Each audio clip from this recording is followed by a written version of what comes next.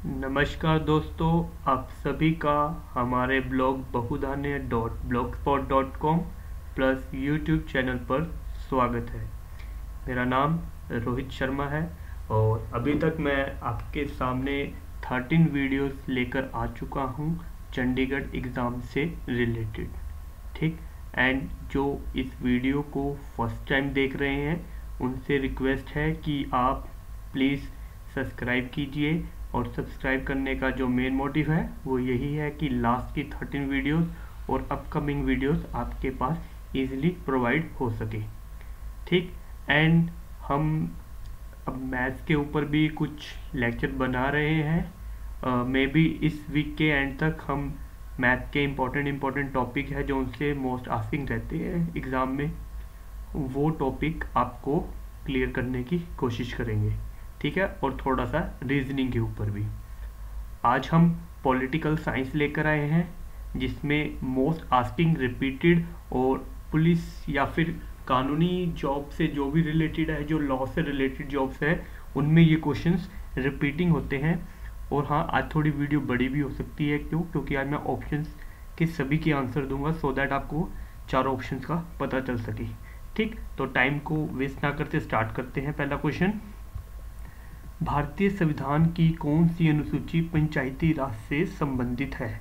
तो ऑप्शन है सेकंड अनुसूची, 8th अनुसूची, 10th अनुसूची, 11th अनुसूची। तो जो इसका आंसर है वो है 11वीं अनुसूची।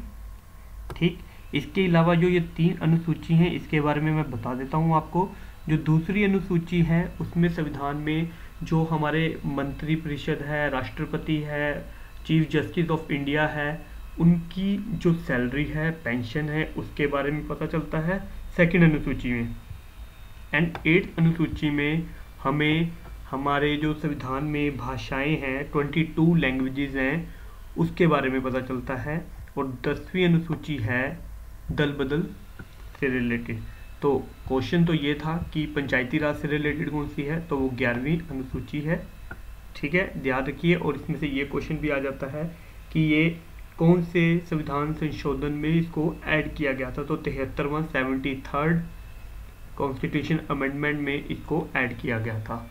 नेक्स्ट क्वेश्चन पर चलते हैं। सेकंड क्वेश्चन, संसद के लिए राष्ट्रपति द्वारा एंग्लो भारतीय समुदाय के कितने सदस्यों को नामांकित किया जाता है? एंग्लो इंडियंस क्या होते हैं, पहले यही हमें क्लियर करना चाहिए। एंग्लो इंडियंस होते हैं जिनके फादर या मदर एक इंडिया से है और एक फॉरेनर है, यानी या अगर फादर इंडियन है तो मदर फॉरेनर होगी, किसी दूसरे देश से होगी। तो उनका जो इनहेरिटेंस होता है, जो उनका बच्चा होता है, वो एंग्लो इंडियन कहलाता है। तो हमारे कॉन्स्टिट्यूशन में कोई 2 लोगों को एंग्लो इंडियन के तहत संविधान में लोकसभा में सीट दी जाती है।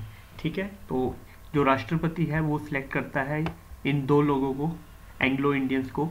ये भी है, ये जो 12 होती हैं ये राष्ट्रपति राज्यसभा में सिलेक्ट करते हैं। ठीक, ध्यान रखिएगा। इसमें पूछा था कि संसद के लिए, संसद में लोकसभा के लिए है ये पर्टिकुलर, राष्ट्रपति द्वारा एंग्लो इंडियंस कितने नामांकित किए जाते हैं। तो इस क्वेश्चन का आंसर 2 है। और 12 किस में किए जाते हैं? राज्यसभा में किए जाते हैं राष्ट्रपति के द्वारा। और ये 14% जब राष्ट्रपति के चुनाव होते हैं तो दोनों ही वोट नहीं डालते। ये 14 दोनों को मिलाकर 14% राष्ट्रपति को वोट नहीं डालते। नेक्स्ट क्वेश्चन पर चलते हैं। थर्ड क्वेश्चन, भारतीय संविधान के किस आलेख में यानी अनुच्छेद के तहत राष्ट्रपति पर महाभियोग लगाया जा सकता है? तो ऑप्शन है अनुच्छेद 356, अनुच्छेद 75, आर्टिकल 76, आर्टिकल 61। तो पहले मैं आंसर बता देता हूँ, फिर इसके बाकी के ऑप्शन के आंसर देंगे। इसका आंसर अनुच्छेद 61 है।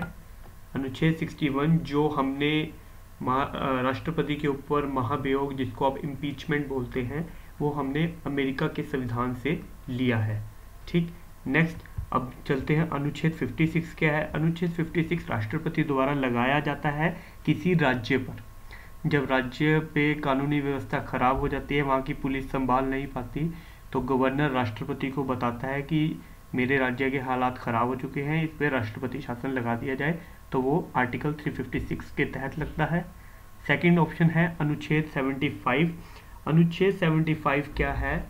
वो है कि जो राष्ट्रपति प्रधानमंत्री को सिलेक्ट करता है वो अनुच्छेद 75 के तहत करता है। ठीक, और अनुच्छेद 76 क्या है कि जो महान्यायवादी है उसकी जो नियुक्ति है अटॉर्नी जनरल ऑफ इंडिया, उसकी नियुक्ति राष्ट्रपति करेगा अनुच्छेद 76 के तहत। और आपकी जानकारी के लिए बता देता हूँ, इस समय जो हमारे अटॉर्नी जनरल ऑफ इंडिया है वो है मुकुल रोहतगी। ठीक, नेक्स्ट चलते हैं, इसका आंसर हो गया अनुच्छेद 61। नेक्स्ट क्वेश्चन, वर्तमान में संपत्ति का अधिकार कौन से अधिकार में चला गया है? प्राकृतिक अधिकार, मानव अधिकार, मौलिक अधिकार, कानूनी अधिकार। मैं पहले आपको बता देता हूँ कि जो संपत्ति का अधिकार था पहले मौलिक अधिकारों में हुआ करता था, बट नाउ अब वो कानूनी अधिकार बना दिया गया है। ठीक है, यानी कि अब इसके ऊपर सरकार हस्तक्षेप कर सकती है, जैसे इनकम टैक्स डिपार्टमेंट हमारी संपत्ति के पूरा ब्यौरा रख सकती है, उसको पूरी छूट है हमारी संपत्ति के बारे में जानकारी प्राप्त करना। तो अब संपत्ति का अधिकार कानूनी अधिकार हो चुका है। इसको 44वें संशोधन में 1979 में मौलिक अधिकार से निकालकर कानूनी अधिकार में डाल दिया था। ठीक है, फिफ्थ क्वेश्चन पर चलते हैं। भारतीय संविधान में प्रेस की स्वतंत्रता यानी कि बोलने का अधिकार किस अनुच्छेद में निहित है? तो ऑप्शन है 19A, 19B, 19D, 19E। ये चारों ही एक जैसे हैं तो कंफ्यूजन हो सकती है, पर इसका आंसर मैं आपको बता देता हूँ कि इसका आंसर 19A है, बोलने का अधिकार यानी प्रेस का अधिकार है 19A। इसके अलावा B, D और E के भी बारे में बता देता हूँ। जो 19B है वो है कि आप कहीं पर भी सभा यानी कोई भी इकट्ठे होके कोई भी ग्रुप डिस्कशन कर सकते हो, बट शर्त ये है एक्सेप्ट कि आप कोई भी वेपन्स अपने साथ नहीं लेकर जाएंगे। ठीक है, 19D क्या है, आप भारत में किसी भी जगह पर इजीली यानी फ्रीली घूम आ या जा सकते हो।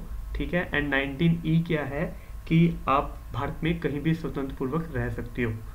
ये थे इसके बाकियों के आंसर, बट क्वेश्चन के अकॉर्डिंग इसका आंसर 19A है। नेक्स्ट क्वेश्चन पर चलते हैं, सिक्स क्वेश्चन, किस पंचवर्षीय योजना में गरीबी हटाओ का नारा दिया गया था? सेकंड पंचवर्षीय योजना, सिक्स पंचवर्षीय योजना, फिफ्थ पंचवर्षीय योजना और फोर्थ पंचवर्षीय योजना। तो इसका आंसर है पांचवी पंचवर्षीय योजना में गरीबी हटाओ का नारा दिया गया था। नेक्स्ट क्वेश्चन पर चलते हैं, सेवंथ क्वेश्चन, निम्नलिखित बच्चों की आयु के समूह में से एक में भारत के संविधान के अनुसार उसको शिक्षा प्रदान करना अनिवार्य है। तो 3 से 9 साल के बच्चों के लिए, 6 से 18 वर्ष के लिए, 6 से 14 साल के लिए, 4 से 10 वर्ष के लिए। तो इसका आंसर है 6 से 14 वर्ष के लिए राज्य की सरकारों की पूरी तरीके से रिस्पॉन्सिबिलिटी बनती है कि 6 से 14 साल के बच्चों को शिक्षा प्रोवाइड करना जरूरी है। ये आर्टिकल 21A के तहत है। नेक्स्ट क्वेश्चन देखते हैं, 8th क्वेश्चन, भारतीय संविधान में निम्नलिखित अनुच्छेद में से कौन सा मौलिक कर्तव्य कहलाता है? यानी जो मौलिक कर्तव्य है वो किस अनुच्छेद के तहत आते हैं? ठीक, तो इस ऑप्शन के अकॉर्डिंग मैं आपको डायरेक्टली बता देता हूँ। ये अनुच्छेद 51A है जिसके तहत मौलिक कर्तव्य आते हैं। ठीक है, इनको संविधान में 42वें संशोधन में यानी कॉन्स्टिट्यूशन अमेंडमेंट में 1976 में ऐड किया गया था। ठीक है, इसके अलावा जो इम्पोर्टेंट है मैं ये बता देता हूँ, अनुच्छेद 32 संविधान की रेमेडीज बोला जाता है। ठीक है, जिसमें आप मौलिक अधिकारों के लिए उच्चतम न्यायालय में आवाज़ उठा सकते हैं। ठीक, जो 2 इम्पोर्टेंट थे वो मैंने आपको बताए हैं। इसका आंसर बी है, आप टिक कर लीजिए 51A। नेक्स्ट क्वेश्चन, कोई व्यक्ति कितनी अवधि के लिए संसद के सदस्य के बिना मंत्री परिषद का सदस्य हो सकता है? मंत्री परिषद का मतलब है कैबिनेट मिनिस्टर। ठीक है, तो 1 वर्ष, 6 महीने, 3 महीने, 4 महीने। इस क्वेश्चन का आंसर देने से पहले मैं आपको थोड़ा सा बता देता हूँ। जैसे कि आपको मैं बताता हूँ, कैबिनेट मिनिस्टर में इस समय जो फाइनेंस मिनिस्टर हैं हमारे, वो कौन है? अरुण जेटली जी। ठीक है, स्मृति ईरानी जी कपड़ा मंत्री है। ठीक है, ऐसे और भी कई मंत्री हैं जो कैबिनेट मिनिस्टर तो हैं पर लोकसभा की सीट से हार गए थे। आपको पता होगा अमृतसर से ये हारे हुए हैं फाइनेंस मिनिस्टर हमारे अरुण जेटली जी, और इधर से आई, मुझे इस समय ध्यान नहीं आ रहा, जहाँ राहुल गांधी जी के साथ ये लड़ी थी, अमेठी, आई थिंक अमेठी से लड़ी थी, तो वहाँ पर भी स्मृति ईरानी हार गई थी। तो फिर भी ये कैबिनेट की मिनिस्टर है। इसके लिए क्यों? क्योंकि इसके लिए मैंडेटरी है कि आपको या तो लोकसभा का मेंबर होना चाहिए या तो राज्यसभा का मेंबर होना चाहिए, तभी आप कैबिनेट मिनिस्टर बन सकते हो। तो क्या है, ये दोनों ही गुजरात से राज्यसभा की सीट से खड़े किए हुए हैं ताकि वो कैबिनेट मिनिस्टर बन सके। क्योंकि हमारा संविधान बोलता है अगर आपको संसद का सदस्य बनना है यानी कैबिनेट मिनिस्टर का सदस्य बनना है तो उसके लिए ज़रूरी है या तो आप लोकसभा के मेंबर हो या फिर राज्यसभा के सदस्य हो, और उसका जो अवधि है वो कितने समय में बन जाना जरूरी है, तो वो है 6 महीने। ठीक है, आई थिंक आपको क्लियर हो गया होगा। नेक्स्ट क्वेश्चन पर चलते हैं, लास्ट क्वेश्चन। पंचायती राज व्यवस्था में महिलाओं के लिए कितनी सीटें आरक्षित हैं? 1/3 सीट, 2/3 सीट्स, 2/5 सीट्स, 3/4 सीट्स। तो इसका आंसर 1/3 यानी 33% सीटें हैं जो महिलाओं के लिए आरक्षित की गई हैं। ठीक है, और ये 10 क्वेश्चन थे। मैं उम्मीद कर रहा हूँ कि आपको ये क्वेश्चंस अच्छे लगे होंगे।